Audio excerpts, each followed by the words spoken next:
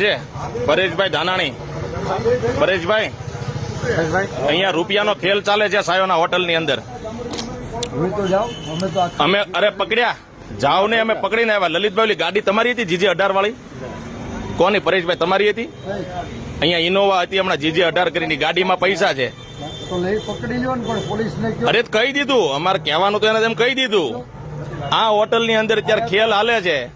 2 લાખ રૂપિયા આપવામાં આવે ને ગોપાલ ઇટાલિયા વિરુદ્ધ વિડીયો બનાવવાનું કહેવામાં આવે છે. ભાજપ વાળાની હોટલ છે. હોટલ ભાજપ વાળાની છે અને અમે તો અહીં રહેતા નથી. આ તો હિચકે બેઠા આવ્યા છે, તમે જોયા છે. બરાબર. અમે તો અહીં રહેતા નથી કોઈ.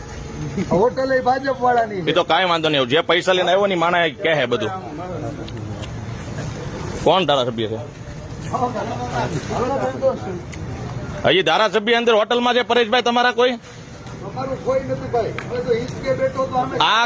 આખી વિસાવદર ને ખબર, આખી વિસાવદર ને ખબર કે અહીંયા કોંગ્રેસ આખું અહીંયા રહે છે.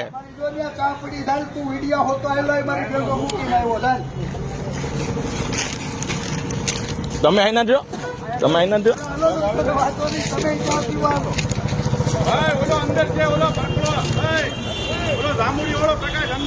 તમે ત્યાં રહ્યો. એ એક ધારાસભ્ય છે હજી.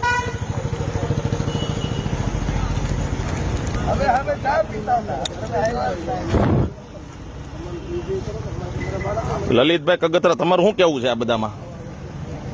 મારે કઈ કહેવાનું નહીં. આ પૈસાનો ખેલ હાલે એમાં તમે શું કહેવા માંગો છો? પૈસા આપી આપીને સાયોના હોટલમાં ગોપાલ ઇટાલિયા વિરુદ્ધ વિડીયો બનાવવા બંધ કહેવામાં આવે છે.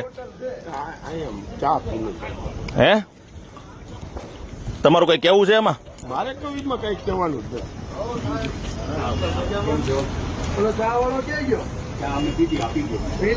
એટલે તમે કહો ચા તમારી મૂકી છે.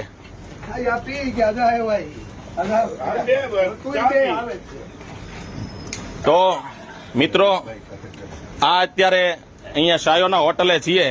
આ તમે બધું જોયું.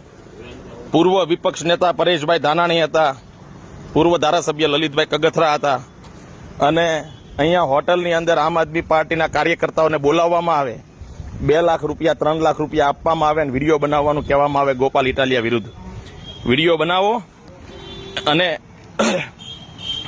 ગોપાલ ઇટાલિયા વિરુદ્ધના બોલો, શબ્દો બોલો એવું કહેવામાં આવે. ખેલ કરવામાં આવી રહ્યો છે.